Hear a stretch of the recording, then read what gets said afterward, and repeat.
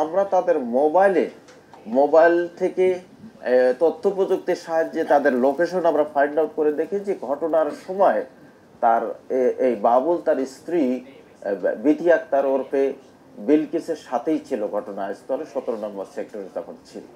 তো এই তার পরবর্তীতে আমরা আর তার যে শাশুড়ির দেওয়া তথ্য, তার শ্যালক এবং তার ছেলের দেওয়া তথ্য সবকিছু মিলিয়ে আমরা তাকে ব্যাপক জিজ্ঞাসাবাদ করি। জিজ্ঞাসাবাদের এক পর্যায়ে বাবুল স্বীকার করে যে তিনি এবং তার সাথে থাকা আরো 3জন লোক মিলে তার পরিচিত বন্ধু বান্ধব যাদের সাথে সে চলতো তাদেরকে সাথে নিয়ে সে তার স্ত্রীকে মেরে ফেলেছে।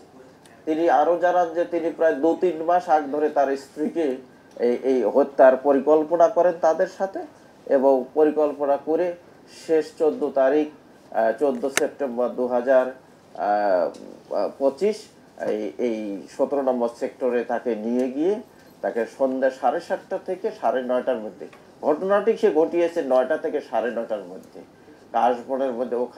কাশবনের মধ্যে নিয়ে গিয়ে তাকে গলা টিপে তাকে হত্যা করে। আমরা তার দেওয়া তথ্য, বাবুলের দেওয়া তথ্য মতে আমরা তার এই হত্যা কাজে সহযোগিতা করেছে যে সেই 4 জনের মধ্যে আরেকজনকে গ্রেপ্তার করে, নাম হচ্ছে সম্রাট থাকতো মূলত 12 নম্বর সেক্টর পল্লবী থানা এলাকায়, 12 নম্বর মিরপুর 12-তে ওই কালাপানি এলাকায় লেন 6-এ সে থাকতো।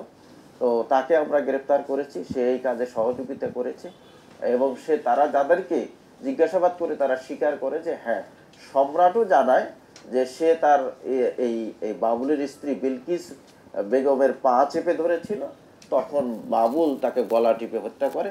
এ কাজে আরো 2জন সহযোগিতা করেছে, একজন পাশে ছিল আর একজন ওই সময় হত্যার সময় ছিল।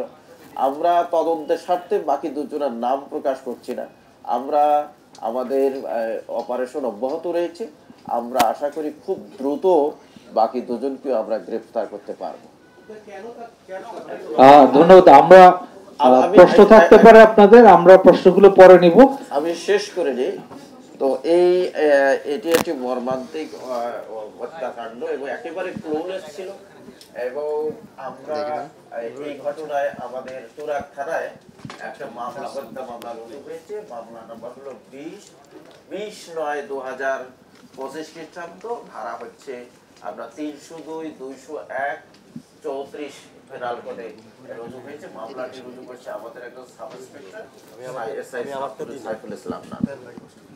তো আমরা এই খুব দ্রুততম প্রায় 24 ঘন্টার মধ্যেই এইরকম একটি ক্লুলেস হত্যাকাণ্ডের আমরা রহস্য উন্মোচন করেছি, আসামিদের গ্রেফতার করেছি এবং অন্যান্য আলামত জব্দ করেছি।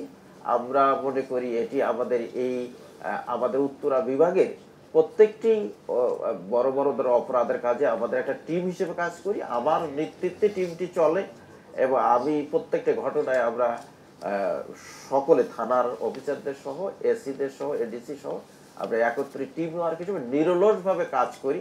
এবং এখানেও তাই হয়েছে। আমরা 2 দিন যখন লাস্টে পাওয়ার পর থেকে আমরা কোনো ধরনের স্পেস দেইনি, একদম টানা আমরা থানায় বসা ছিলাম, থানায় খেয়েছি, থানায় ঘুমিয়েছি, থেকে আমরা উদ্ধার করেছি। এবং একে যে আমাদের এসি সাদ্দাম খুব বড় কাজ করেছে, টেকনোলজিক্যাল কাজগুলো সে বেশি করেছে, আমাদের ওসি এবং সাব ইন্সপেক্টররা কাজ করেছে। আমি সেখানে অলওয়েজ সেখানে